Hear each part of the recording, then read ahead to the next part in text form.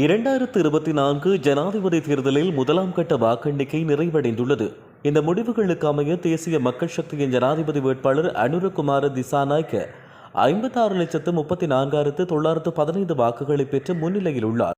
இதே நேரம் சஜித் பிரேமதாசவை பொறுத்தவரையில் 43,63,035 வாக்குகளுடன் இரண்டாவது இடத்திலும், ரணில் விக்ரமசிங்க 22,99,767 வாக்குகளுடன் மூன்றாம் இடத்தில் உள்ளனர். நான்காவது இடத்தில் நாமல் ராஜபக்ஷ 3,42,781 வாக்குகளுடனும் மற்றும் ப அரியநேத்திரன் 2,26,342 வாக்குகளுடனும் ஐந்தாவது இடத்தில் உள்ளனர். இதற்கமைய வாக்குகளின் அடிப்படையில் வெற்றி பெற்ற அனுரகுமார திசாநாயக்க 50%க்கும் அதிகமான வாக்குகளை பெறாத காரணத்தால் இரண்டாம் கட்ட விருப்பு வாக்கு எண்ணும் நடவடிக்கைகள் தற்போது இடம்பெற்று வருகின்றன. வன்னி தேர்தல் மாவட்டம் மன்னார் தேர்தல் தொகுதிக்கான உத்தியோகபூர்வ முடிவுகளில் சஜித் பிரேமதாச வெற்றி பெற்றுள்ளார்.